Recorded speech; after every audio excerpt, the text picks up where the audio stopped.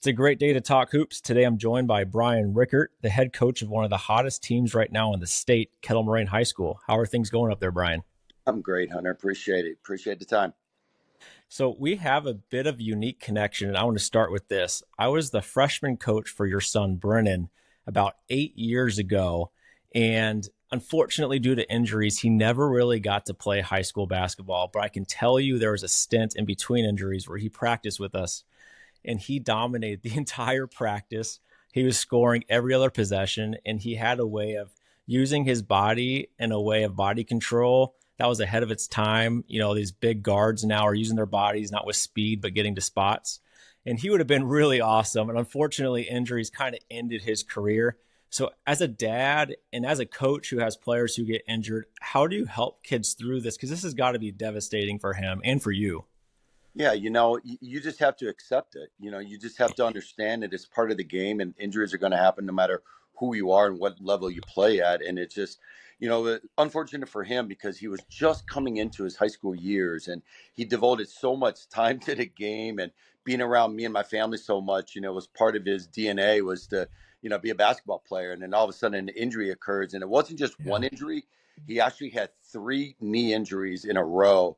Wow. Finally, as a dad, I just said, son, if you think you're just doing it to make me happy and the family, and, we're happy regardless. So why don't you make a decision, that's best for you? And I'm happy no matter if you play, you don't play. I'm still going to love you the same. So, and then he just wanted to be a coach. And now he's my freshman coach at Kettle Moraine, and he's loving it and he's making an impact. And like I told him when the injury happened too, it's like, you can make an impact in the game of basketball without just being a player. So he's loving it. Mm-hmm. Absolutely. I found as well, sometimes it's really hard to tell kids, but sometimes an injury can be the best thing long term to happen to you. You can understand your life has a different route for you, or it opens up doors that you never thought would be open. My brother had a similar injury in high school where he missed a lot of time and he found a love of technology. Now he's a computer engineer. So sometimes there's a blessing that's really hard to see in that moment. And I think for him as a coach, sometimes if you're not directly in it playing and you take a seat and watch the game and kind of learn the ins and outs of it, it helps you a little bit. There's sometimes I think there's really good coaches who weren't great players because they sat and watched and they observed. And you know what I mean? It's possible that it could have helped him. And he's on your staff. Is that something that you've always wanted to happen, or did he make that decision? And you're like, that's great. I love it.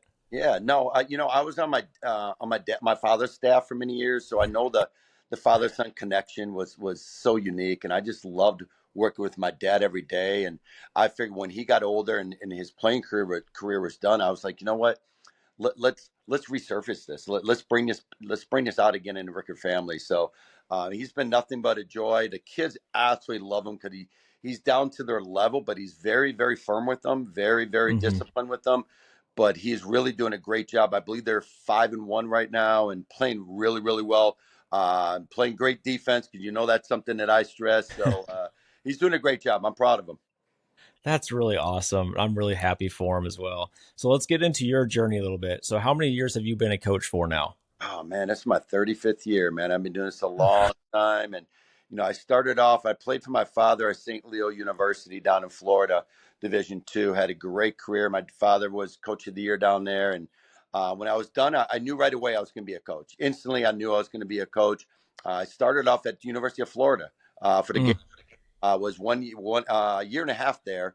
Was on their staff. Unfortunately, things didn't work out there, and then I left to come up to Florida. Fell in love, got married, came up here.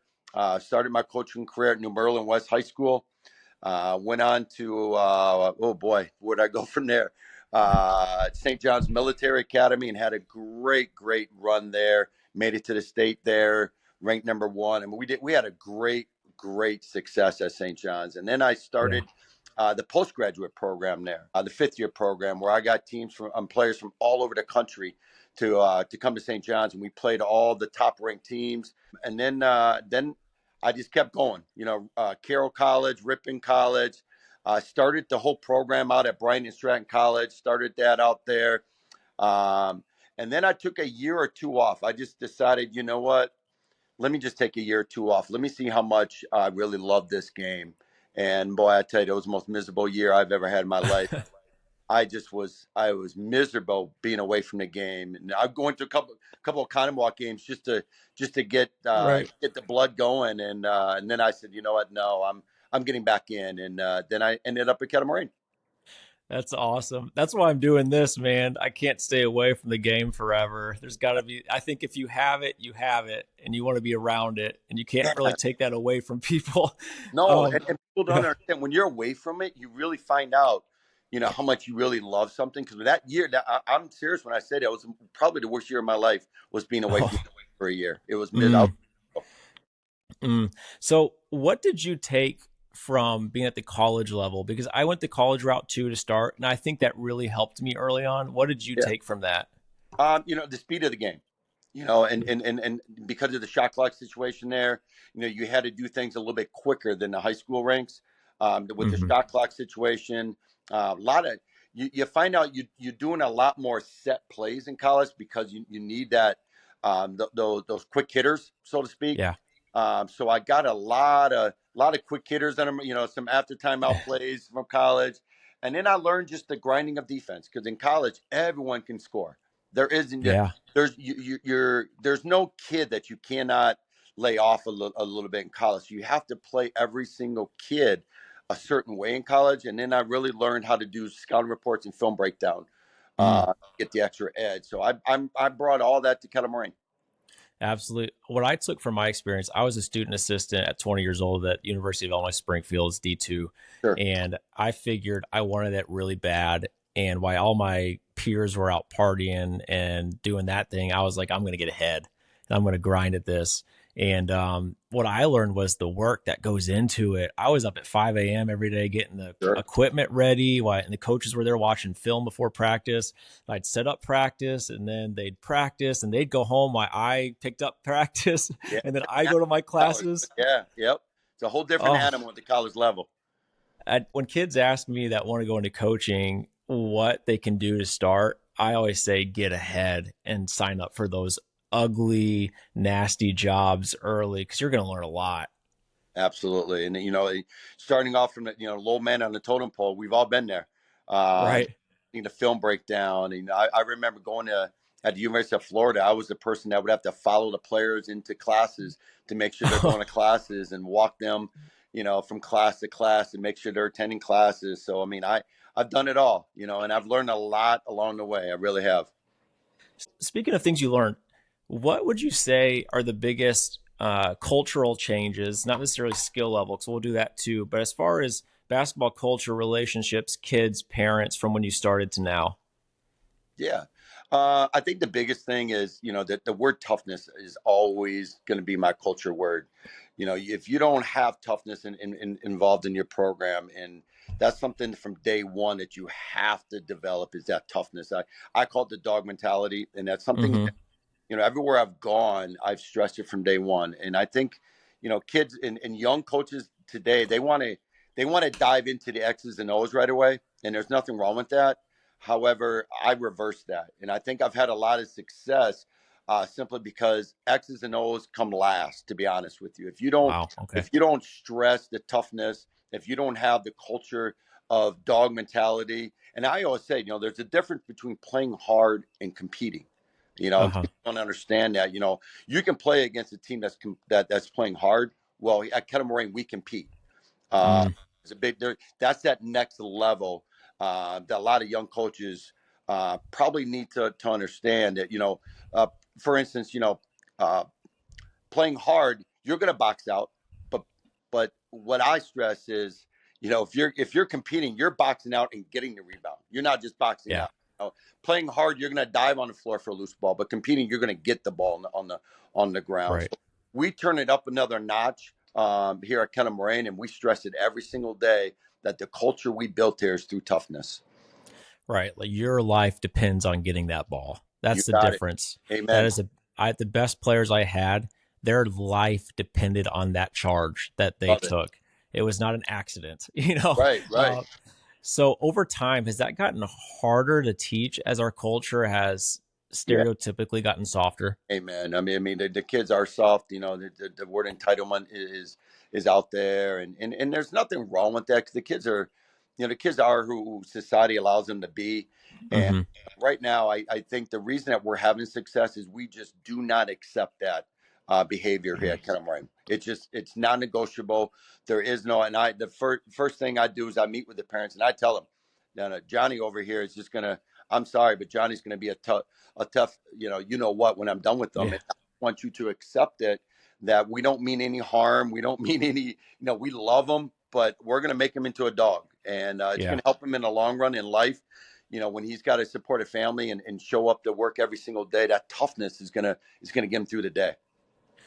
I've found that parents are accepting of that tough love if they know you love them.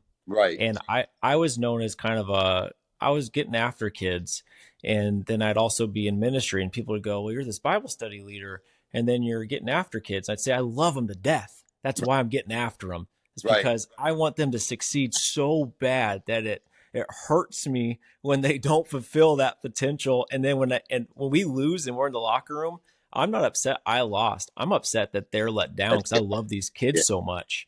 And I yeah. think that's where a young guy might go, how do you do that in this culture when parents might complain that you're too hard, whatever? I would say you have to also at the same time show that you do love and care about them, Right. right? It's a trust thing. It really is. Yes. Parents have to trust you, and parents have to know that you have the best interest in heart, which they know we do at Cut 'em Rain. I don't want any harm to any of my players. I want them to Yep. go on and be the best fathers, the best husbands, the best workers. I want them to have the best successful life. But I just feel that what we're teaching them on the basketball court right now, that toughness and that culture that we're establishing, is going to make them into that success in life. And the parents know that, and we just, I give them all I got. They know that. They know that my life revolves around them, and they, they Hmm. they trust us, which is a big word. And for everyone listening, it is working because you guys are laying it out this year that you are tough and physical. And we're going to get into that. But before we do, what else has changed throughout the years as far as now game planning, gameplay philosophies that you're seeing from now to 15 to 30 years ago? Oh, technology, by far. I mean, the way we break things down right now, before games, and our scouting reports are phenomenal. I got some great coaches that help me out with the technology, and where we're breaking every single team down. You name whatever the opposing team is doing. We've already walked through. We've had a test. I've written tests. We have quizzes. You name it, we do it through technology. We'll have an hour of practice, and then right afterwards we go into what we call our laser room, and all we do is break down the opponent from their offense to their defense to their special teams, to every single thing that they do, their tendencies, and our kids know it inside and out. So technology has really helped us in preparing. And I know you're a maniacal film watcher. How many hours a week do you think you watch film? Oh my goodness! Matter of fact, I just got off a live stream watching Fort Atkinson. We played them next, and they played, and I just got done watching them, and texting back and forth with my assistant. So I would say, probably say every day I watch at least 2 to 3 hours a day of film or more. So probably 30 hours a week that I'm watching film. Is there anything another team does that surprises you? No, no, to be honest. I mean, I've seen it all. When you do it this long, you sort of have seen it all, and you sort of have a clue right when they're bringing a ball up, and you see a formation that they're getting themselves into. You know right away, like, oh, I know what they're doing here. Here comes a screen, or something like that. It's just through years of just studying. And I have a library full of videos, and down in my basement, I have probably, I'm gonna guess, 5,000 set plays that are written up in my basketball library that I keep handy on certain situations. And I'm just a sponge on that. I really am. Yeah. Yeah. You either are made for that lifestyle or you're not. And I'm not going to call anyone out, but I'd go into games and we had very specific plays that were unusual sets. So the second we're in it, we're probably running this play because we've scored Right. off it 100 times this year. And if the other coach didn't immediately call out what was happening, I went, we got them. We Yeah. got them tonight because they're not ready. You got And it. You got you it. know what I mean? Oh, I love it. And I'll tell my guys this too. Even if we don't know it and they call out play number one, just pretend like we know what play number one is. Just get to them mentally. We're all yelling one, here it comes. We know it. We don't know what the heck they're doing sometimes, but psychologically and mentally, it just sends a message that we did our homework. We know what you're about to do, and a lot of coaches, a lot of young coaches don't understand it. Every single time down the floor, you give away your play by your formations that you set up Hmm. into, and as soon as you get into that formation, we know exactly what you're running, and we'll just counter it. Yeah. It's people like you why in my last 2 years I made all my out of bounds plays the exact same setup. I do the same way. We're in a box set, everything. Yep, we do it. Same thing. It's the little things that I felt like I never had a skill advantage just because of the kids we had. And there's nothing wrong with that. I had great players. I had all state players. I had future college basketball players. But overall, from top to bottom, I didn't feel like my skill was going to line up with the other great teams, the Edgertons, the Sure. Lake Mills, the Milwaukee Academy of Science. We played them a couple times. There's just no way. So Right. I had to make sure that we were going to be better prepared than them. That was our advantage as Yeah. a coach. And I Yep. think young coaches that think they just walk into wins and it's just going to be easy, they have no idea how much how No. much goes into it, right? Yeah, and it's funny just watching, like you said, me watching film and breaking teams down. I already have about an 8-page scouting report on Fort Atkinson, and I know my assistants probably have even more. And then what we do also is my seniors, I divide them up. We have 7 seniors, and each week I divide my seniors into scouts. So now I got 3 different seniors that have to break it down, and I test those seniors before they give the scouting report to the team. They have to pass my test first to give their test to the Wow. players. So we sometimes we over prepare sometimes, but I Mm, would rather be more prepared than less, to be honest. And I just like to know who exactly we're playing, and it just gives it to me. It gives us an edge, and when I know exactly what you're doing, and I get you out of your pattern, and just every team has an identity, and if I can take your identity away, we already won the game. yeah. And do you think it depends on the type of kids you have, how much you can do? Because I talked to Ken on the pod last week at Beloit Turner, and we both kind of lamented at how hard it is for us to engage our kids during film. We don't have the schools that don't have tons of basketball players, more so athletes playing basketball at small schools, what you see. Do Sure. you think it depends on having a ton of basketball first guys, or do you think anyone that really pushes hard can get to that point? I think it's just where's your passion? Like what's your goal, as a basketball player? If your goal is to, just be out there for fun, you know what? Then that's going to be probably, the amount of time that you're going to put into it. But if you really have Right. a deep passion for it, and I'm very fortunate here at Kettle that I have some very passionate players that really take this serious. And we started from like I said with my son is the ninth grade. We watch film or break everything down as a freshman group. And then in JV, we break every, so when they get to me, it's not this sudden shock of, oh my goodness, this is crazy what he's doing. They've already established it, and we've already established that culture down at the freshman level already. It's not surprising to me seeing your guys' box scores now, hearing how much how committed your team is. That is blowing my mind how committed that group of kids are. Because it's one thing for a coach to do it. I think most coaches could honestly say they're willing to put in X amount of time watching film. I think less, but still a lot, will say they put in that amount of time game planning. But for players to take ownership in their own progress and do that is huge. So you've talked about dog mentality. I think your dog mentality is unique to you. What is that? It's toughness. It's doing whatever it takes to get the ball and do whatever it takes to make sure that we win the game. And it doesn't matter. Like I said, there's a difference between playing hard and competing. Dog mentality is competing on every single possession. We if we lose a jump ball, I'm mad. If we don't box out in a free throw, I'm mad. If we don't dive on the floor, I'm mad. We don't take a charge coming right at us, I'm mad. And the kids know that, and we've established that the standards, and that what you got to set standards right away. And we are fortunate here where we've established these standards, and these kids buy into it. I like to say they have no choice, because if they don't buy into it, they just don't play. And if they have Hmm. that passion to succeed and want to play at the next level, then they have to play to these standards. And, I think the most difficult thing to do as a young coach is getting these kids to buy into defense because Hmm. it's such an offensive world right now with the NBA and the college game and all the PlayStation and Xbox and everything's about offense, and that's great. But we reverse everything here at Cutter Moraine. And I always say, if you want to be great, you got to be different, and we Hmm. are different. I'm not going to be like any other program.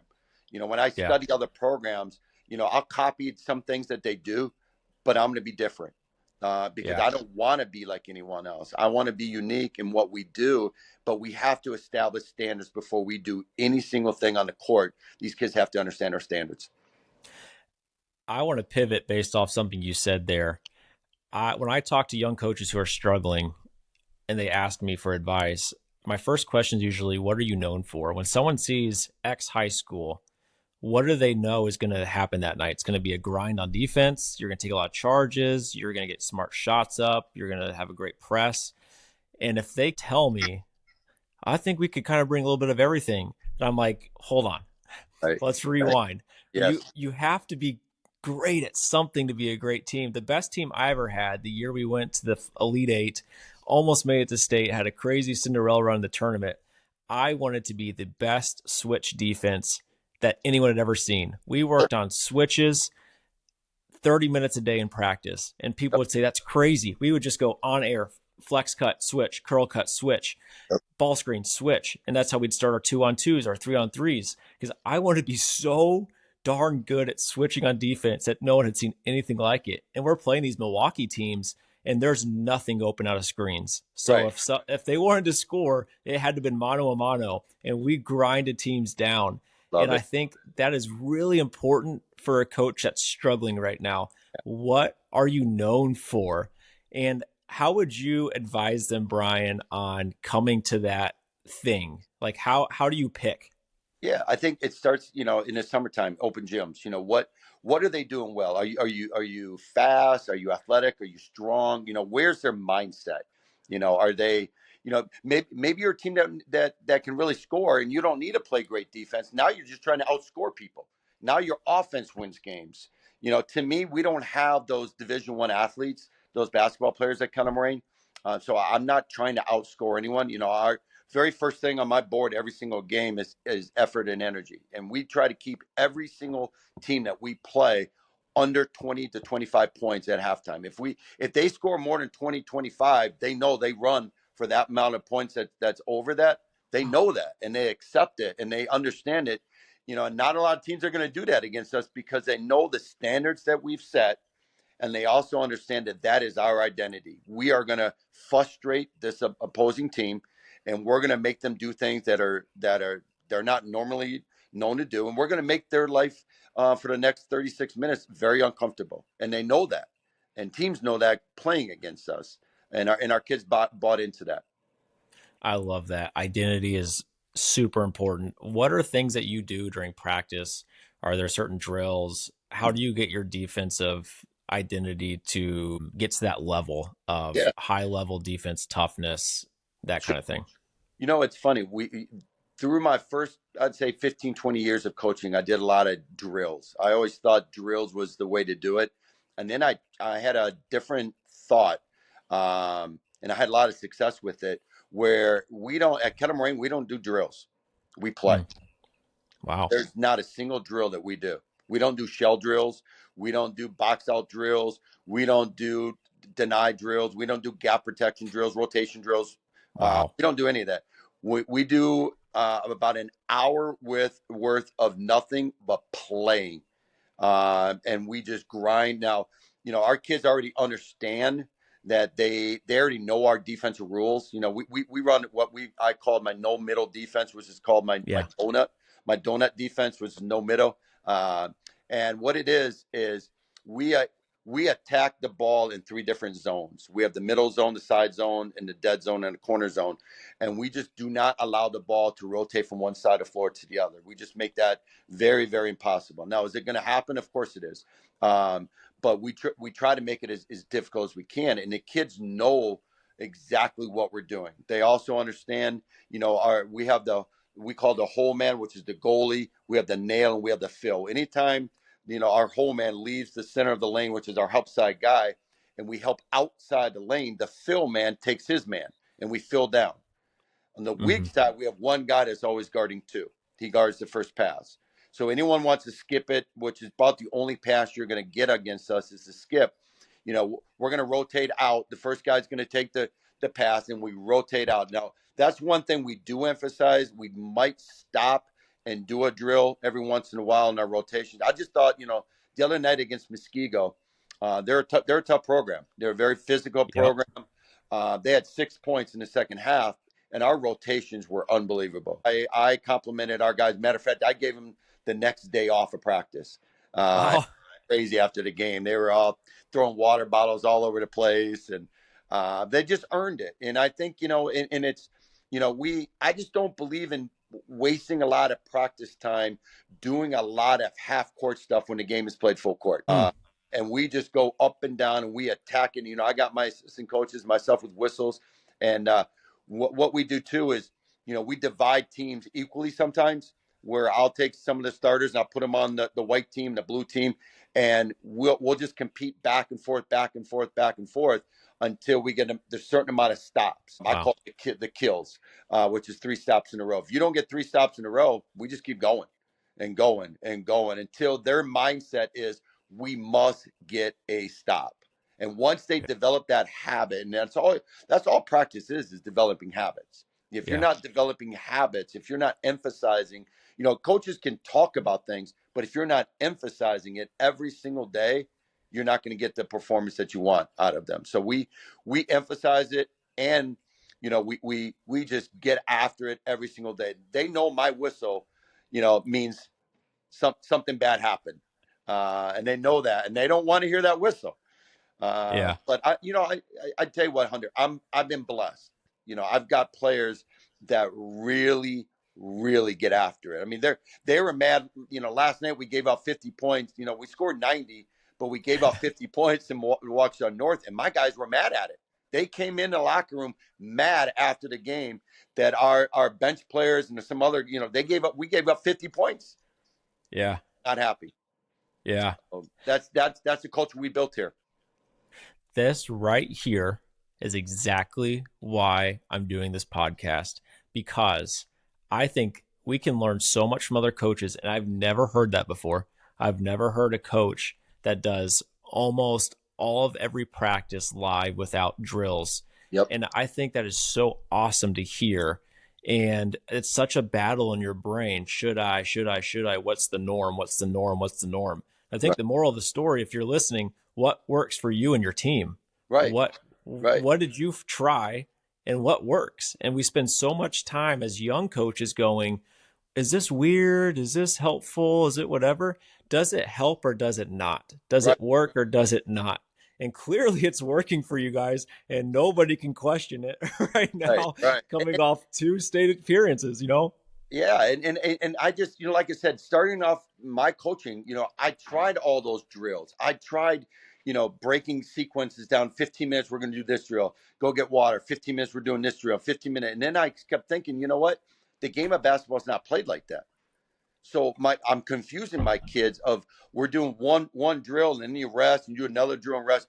The game of basketball is continuously, and they have to Mm-hmm. figure things out on their own. So what we do is, during a game, there's no coach that can stop and do a drill to get yourself better.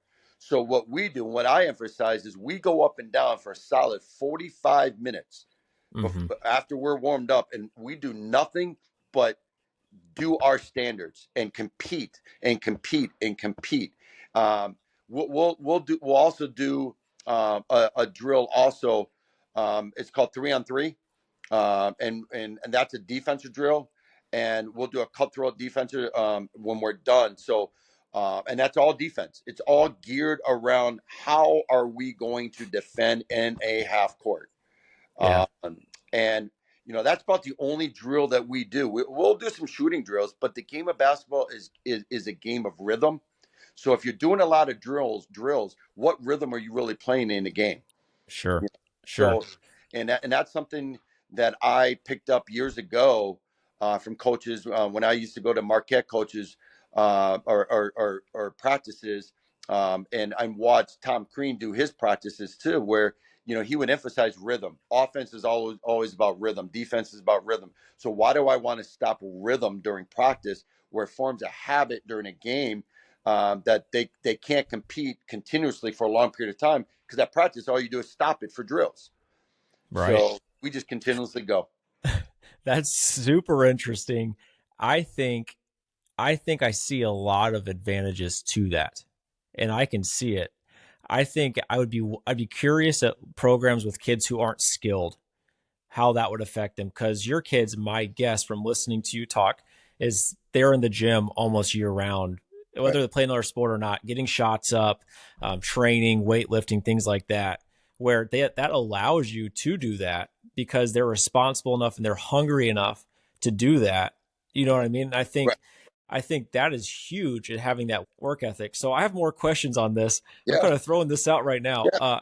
Do you and your staff take different, like if there's a blue and there's a white team, do you each take a team as if you're coaching a Yeah. game, or are you guys all circulating? No, absolutely. I'll rotate my assistant coaches. One will have blue, one will have white, and the next day we switch it.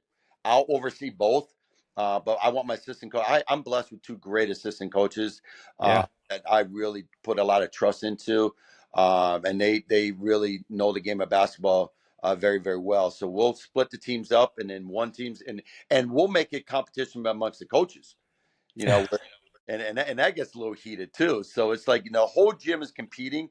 I always say a quiet gym's a losing gym. You come to Mm, one of my practices, it is probably the loudest practice. If you're off in a sideline, if my manager is not clapping and cheering and going loud, he's not my manager anymore.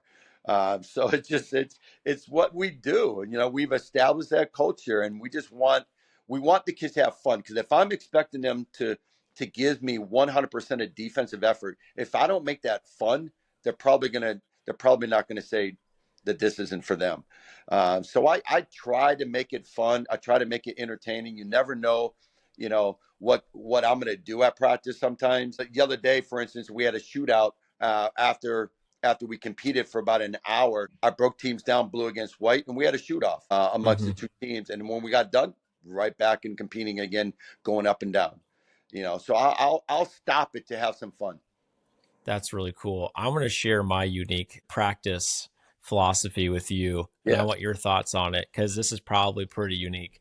I played with my guys twice a week, sure. and I, at first, just wanted to humanize myself. We're going to play together. It's going to be fun. Right. What I learned was there was some things as a coach that I had assumptions on that I was wrong. So, for example, I would think someone wasn't very good, and I'd be guard them, and I'd be like, "Man, you're kind of like you've got something." And there'd be someone who I thought was good, and I'd guard for an hour, and I'd be like, "Wow." And I'd go back to tell my staff, and I'd go, "That was the easiest kid I've guarded all Sure. year," Sure. and it helped me realize what was good, what wasn't, Yeah. what players were more effective maybe than we thought, what schemes were good. I'd be running in our zone and I'd go, that was a problem. Right. And it helped me a lot. And I had fun. The kids had fun. They challenged. They called me like, hey, I got coached today. Yeah. And it was really fun. But I know some people are morally against it because they don't want to be seen as a peer. They don't want that appearance at all. But for me, I got a lot of advantages out of it. My kids loved it and I learned a lot. Do you have Yeah. any thoughts on that? Absolutely. And again, you're making it fun. Yeah. And I think too, as a coach, you're that word identity is coming out again, and you now are on the court finding that identity. Yep. What is working. Who can fit to the style of play that you're trying to coach, and what a better way than to go out there and guard that person, or he has to guard you, and what is working, what's not working. I love it. My two assistant coaches are young. They're out there. In last year during our state run, they were on my scout team. Both of them were on my scout team. And I just felt both of them can play at a high level, whereas like if we can stop them and guard them, Yeah. these other kids are going to be easy that we got to guard. So no, I love that concept. I just wish I was young enough to do it. I'd be out there. I definitely would. So you mentioned state, and you've been to state the last 2 years, once as an assistant, once as a head coach. What did you learn from the state experience? Something that you didn't expect, something that changed a view, something that you noticed that you think could help you get there again for the coaches who have never been? Well, first of all, it's very hard to get there. Uh, and it takes some luck. It takes a lot to get there. I know some coaches that have been doing it for 30 years that never made it once. And so Yep. I'm just honored. This would be, I made it at St. John's. I brought the team from St. John's to state, and then 2 years in a row here at Cutter Moraine. And it's a grind. It really, truly is. But to the young coaches, my advice, if you got a great team, start preparing for state way before the playoffs even start. I've already broken down our bracket. I've already know who's in our region, who's in our sectional, and I'm already paying attention to them. I don't share anything with my players. We don't think that far advanced as a team, Yeah. but as a staff, I'm already very aware of the style of play. So then, when I say we go up and down every single day for an hour up and down before for our practices, I'll sprinkle in, if there's a pressing team or a 1-3-1 team in our region or in our sectional, we're already working on it. Yeah. We're already, so now when we're facing them, we don't have to say, oh, we only got 2 days to prepare, coach. What are we going to do? No, we've been preparing all year for this. Yeah. So I'm very aware of the different styles, and then I'm like, for instance, the zone. I know some of our regional teams are going to throw some zones, in the playoffs. So we're working on it. We're already working on it. So by the time we get there, we're just ready to go. A lot of young coaches, they'll be like, okay, well, who's our first regional game? All right, now they're breaking them all down. Now we only got 2 days, 3 days to prepare. What are we going to do? Too late. Too late. So that's my number one advice, is really, really start preparing now for those teams. And the other word of advice is never talk about state. We Mm. don't bring it up. We don't talk about it. We talk about our season. We talk about our conference. We talk about getting to state sometimes, but I try to keep the pressure off. We say gold ball mentality. Yeah, we do, but we don't talk Mm. about the mission yet. That's Yeah. coming. We got so Yeah. many games right now that we got to prepare for. That last thing I want them thinking about right now is Madison. Yeah. I would say that was really good as far as advice to young coaches is that it's not a bad thing to look forward like in pockets. Obviously, you don't want Right. to look past the team you're playing, not at the Correct. expense of game planning for the current team. But I was in a similar situation to where we played in the Rock Valley. We played a lot of Capital North and South teams, and then our regional was almost all Milwaukee. So we go from this slow pace of play to this crazy Focus. fast pace of Yeah. play overnight. And in my mind, I was like, man, we really got to start figuring this out at least by mid February because it's very realistic. We're going to play XY team from Milwaukee. Right. And for example, 2 years ago, I kind of looked at the bracket the same way you do, and I broke down which teams are going to be which. And I had a pretty good feeling a couple weeks from seeding that we were going to play Milwaukee Audubon. So I Hmm. started watching their games as my season ended, and it was they would have been our second playoff game too. So I was assuming, I was assuming we'd win the first game because I felt confident, and we ended up playing them and we ended up beating them by one because I thought we were that extra prep Yeah. actually got us over the hump. There you And it's not something that I would say to put all your eggs in that basket, but I think it's at least smart to start considering, how the teams in your sectional Yeah. might play. Well, So just I every agree. once in a while, just sprinkle in some things at practice that are a little different. If you know that, like you said, like, you're playing against a team maybe in the regionals that are going to press. It's nothing wrong with in January for a practice or two to throw a press against you, and just to see how your kids handle it, to see what you got to work on, to see the kids you know that are strong with the ball, and just how do you react to pressure, knowing that pressure is going to come in regional when the game really matters. You know, so we did it like I'm preparing now. I know, every single team that's in my region. I have a binder right now, and I have all their stats. I know exactly how they play. And if I don't know, I'm gonna start watching them now. So I'm way ahead of it. But again, I never let my players Yes. know any of this because we're not Yes. worried about that. My staff and I will talk about it And like, if I throw against, let's say I see a film, that Janesville Craig or someone that's in our region throws a 1-3-1. Well, you know what? I'm gonna throw a 1-3-1 during practice one day, and just to see exactly what we need to work on. So now again, when we face them, we're ready for them. Yeah, I did something pretty unique as far as getting ready for a regional game where if I knew we were going to win pretty easily over the first round game, which is kind of how it's set up for our bracket because not everyone gets a bye. So Sure. for the 4 seed, we're playing the 13 seed, who's Right. usually not great. I would not run anything I was going to run the next round. Never. And Yeah. Never. somebody would go, "Well, what if you lose?" I'd say, "I'm not going to do this if I think we're going to Right. lose. This Right. if I know if it's 18-2, 2 minutes into the game, Already. I'm doing bland man defense. Right. I'm doing bland motion offense." You And got someone might listen to this, go, "That's kind of crazy. Like that's really playing with fire there." And I would say it's like an unspoken thing. Like I'm not doing this if I don't know. Right. Absolutely. And I'll do that all the time. But I also call out if I know that we're up, let's say, 20-4 in the regional first game, and I know my film's going out there, or I see coaches in attendance, I'm yelling out set plays that don't mean anything.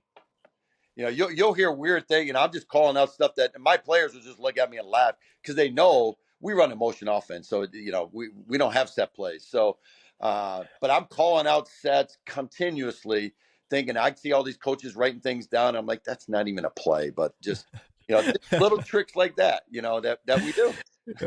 When we played Delavan, I'll give their coaches credit, man. They're a program that's struggled a little bit over the years, but their coaches work so hard. They know every single play just by the shape of our feet on the court. They Oh have wow, yeah, watched every second of yeah, film. So if you call something out, they They- know it. And to their credit, so before their games, I would switch the play names where I'd oh go, absolutely, tonight I'm going to call this for this. yeah, And that goes into kind of the next level game planning, where if you really want to succeed, you want to be great, you got to do the hard things like training your team how on a certain night to maybe go off different play calls or things like that that set you apart from the average guy who's not going to put that much time in. right. No, amen to that. Because veteran coaches like me, we're going to pick up on a lot of that stuff, and we'll do the same thing. Like a lot of, if I do run sets, we got about 8 or 9 sets, but every one of my sets might be if I call a color, it's going to be any color.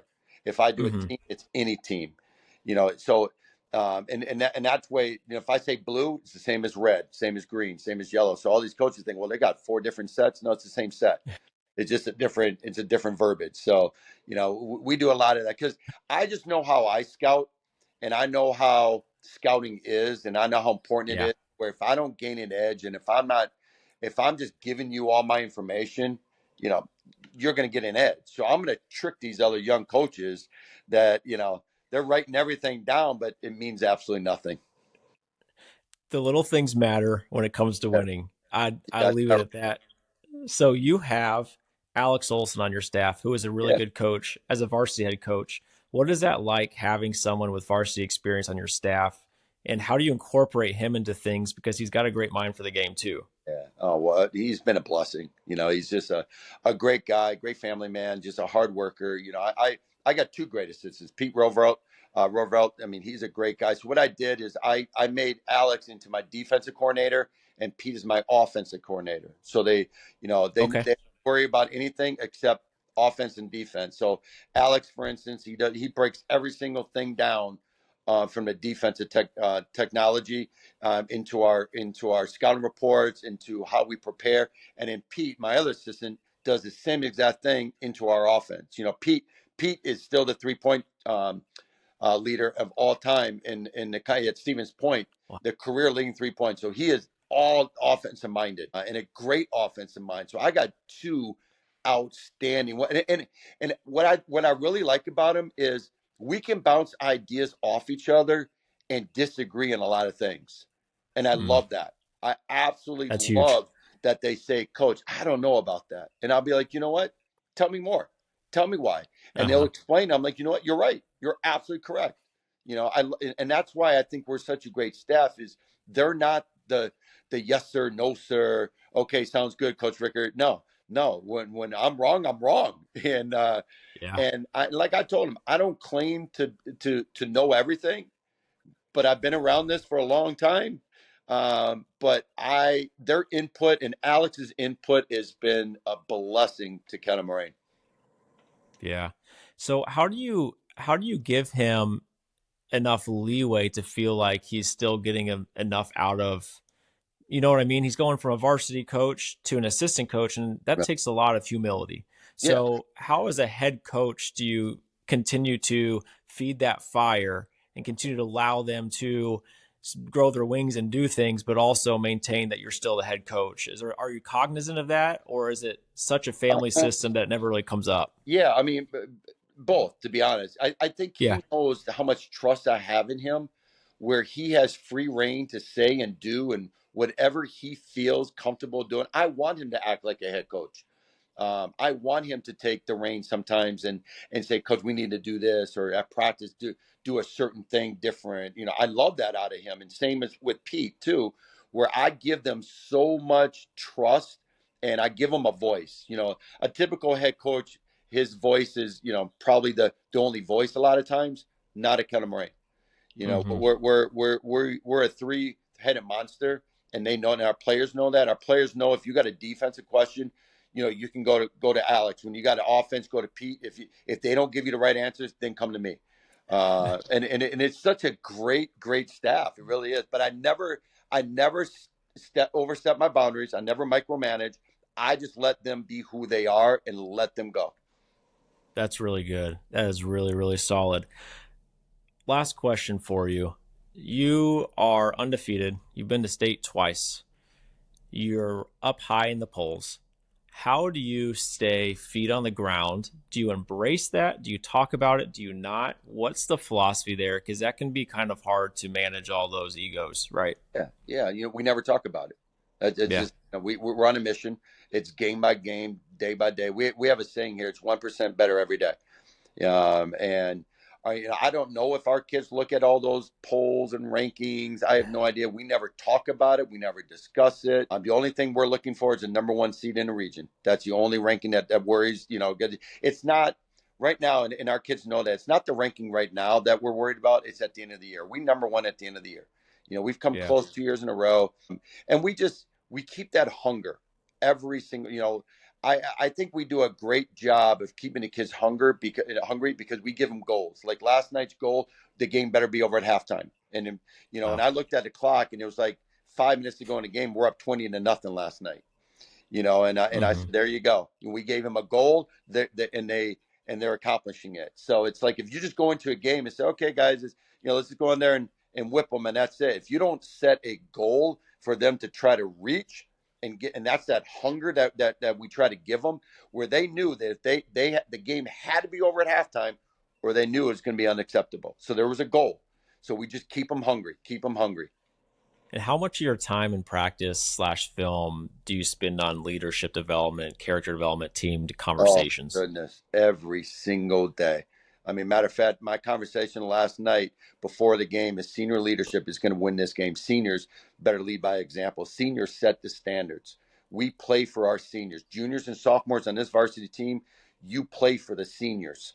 Because when you are a senior, the younger players are going to play for you. So you better listen to these seniors. The seniors are going to lead by example. They're going to set these standards. And if you can't accept it, you're not a member of this team.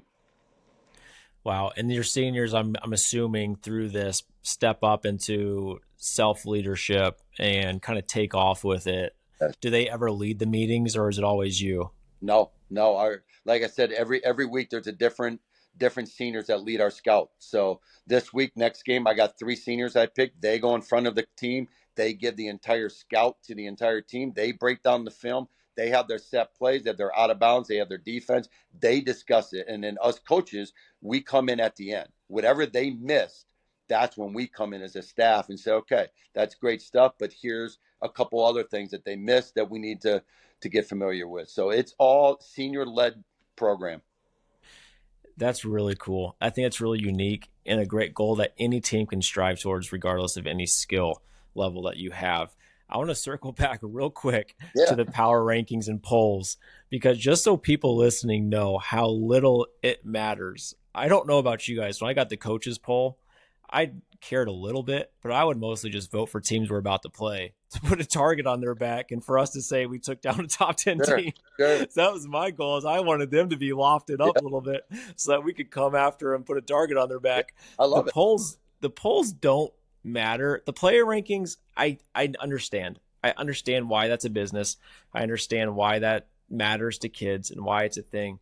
But it's really important for, like you said, you don't address the ego in the room. Oh, And you don't bring stuff like that up. I've seen so many kids this year, Brian, and it's really becoming a pet peeve of mine where a team loses by 30 or 40 and they post their photo op on social media the next day as sure. if they just went and got senior pictures Yeah, done. And it is every yeah, single night. yeah. And this rankings culture, this social media culture. And I've told my kids when I was coaching, let me promote you on social media. Right, Let the team do it so that you can just focus on ball. You can focus on the game, especially not after we lost by 45. I right. don't want you to post Hey, you shooting layups and threes. Look at us. and That's so me centered, and it is rampant right now. yeah, I agree, and it drives me insane when I see that stuff because it's like, you know, we're right now we're beating teams pretty good right now, but we know, you know, that anyone can do that to us, and we know that,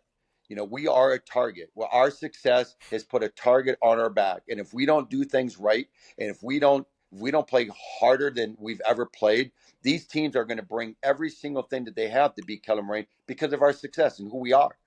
So if we are worried about rankings and we're worried about social media and we're worried about the things that don't win games, we're going to lose games. Yep. So we don't even bring it up. I'll be honest with you, Hunter. I don't even know what we're ranked.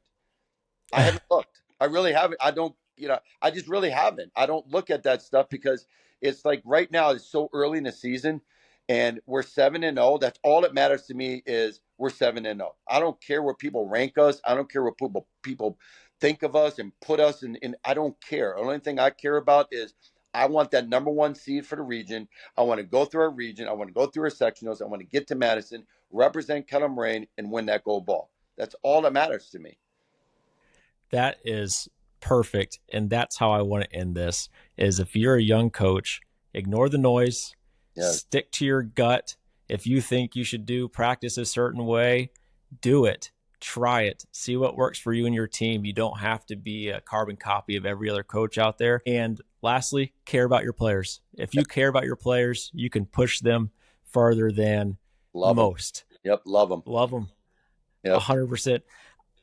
I am so thankful you joined, Brian. This was super interesting conversation. I could have talked to you another couple hours Oh, yeah. about this. Super fascinating. Thank you for joining. No problem. Hey, thanks for having me, man. You're doing some great things, and hey, best of luck to you. And anytime you need something, let me know. Awesome. I love it. I'll see you guys next week and go Lasers. Go Lasers. Amen.